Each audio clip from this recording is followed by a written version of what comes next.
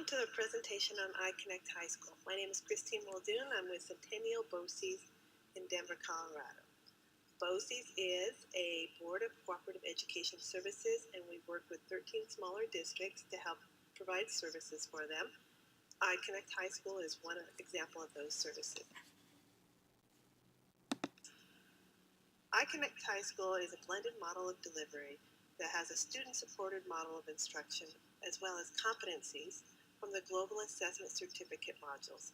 The Global Assessment Certificate is a product of ACT, and it is a three-level program that includes a tertiary or a community college level for students. We are using the first two levels of the Global Assessment Certificate to offer a high school diploma.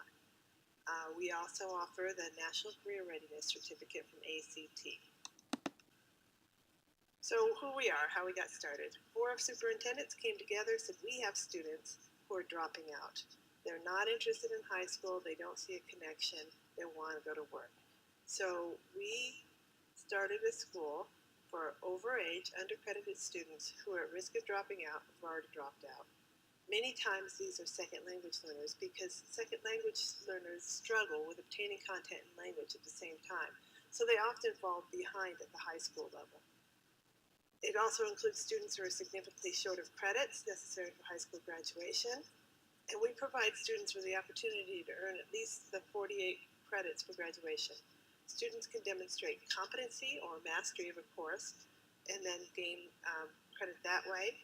And the high school diploma is awarded by Centennial BOCES, so it is an accredited high school diploma. So what is DREAM? DREAM is our online platform created by eNet Colorado in partnership with Learning.com. DREAM is Digital Resource Exchange and Marketplace. It's a statewide open repository of high-quality educational resources. Educators can find, organize, use, and assign digital learning objects and tools, all mapped to Colorado standards. Sounds complicated, but here's an example.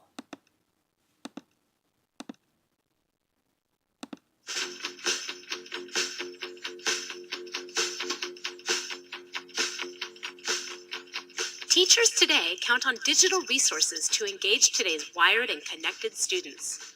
Teachers use these resources everywhere as supplemental material, as support for lesson plans, for student projects, and as core instruction. However, finding appropriate resources can be very frustrating and tiring as teachers search more and find less. Teachers are thirsty for digital resources that are educationally proven, standards aligned, district or state approved, and safe. To quench this thirst, most teachers end up using open online search engines. With so many resources out there, however, this is often like trying to drink from a fire hydrant. What if there was an online vending machine filled with state-approved, standards-aligned, safe, educationally thirst-quenching content that teachers could access with the ease of open online search engines?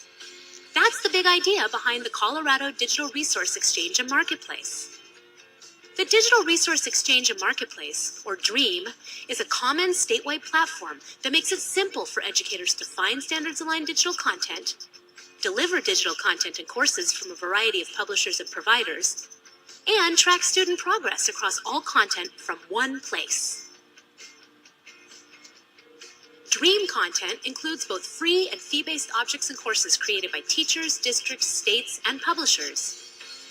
Free content can be assigned immediately. Fee-based content can be licensed with a purchase order or credit card directly from DREAM. Teachers can even use existing licenses with no extra charge. All content accessed through DREAM can be assigned directly to students as individuals or groups and tracked within the DREAM environment. Alternatively, educators can link DREAM content from existing learning management systems.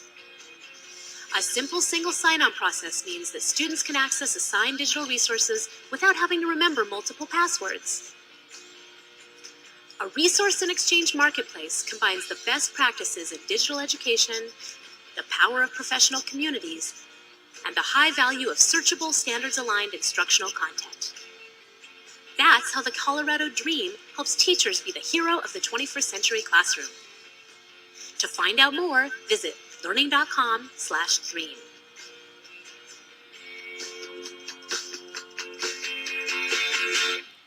So it's a nice overview, but what really is Dream? Let's take a little bit of a closer look. This is Dan Morris, and welcome to another Dream tutorial. Today we're going to explore in your eNet Colorado Dream area how to actually explore the resources of my curriculum, specifically units.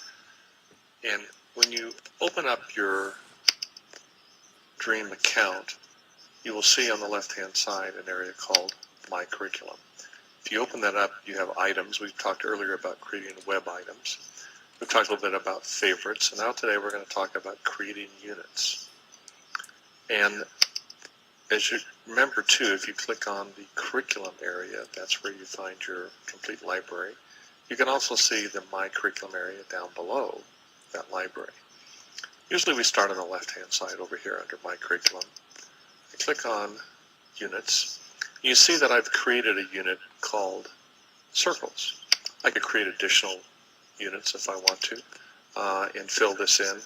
I might want to have a unit on GIS in the classroom. Might be a topic that I want to collect some resources on. I'm teaching at the high school, so this will probably be a 9 through 12 unit. And you might call it Exploring GIS. Description could be anything you choose.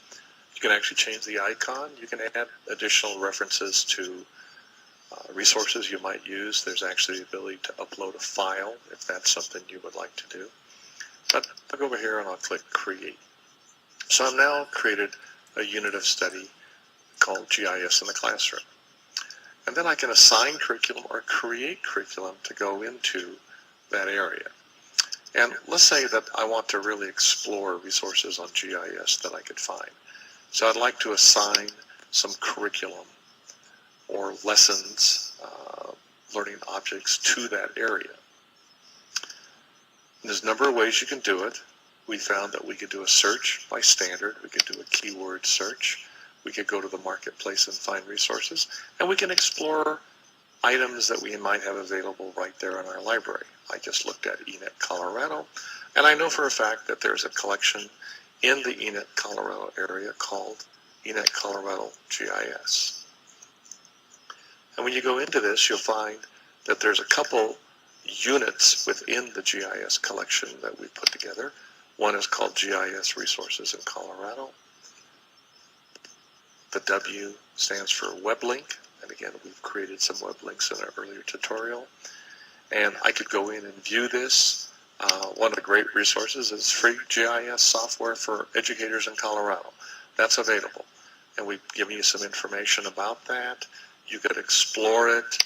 We've mapped it to some categories. You could actually go out to the actual site where you could get this free software, and we encourage you to do that. But you say, you know, I really want to explore that more. So I might add it to my favorites area. Again, we've done that before. But the other thing I can do is you now see that there's an assign button here.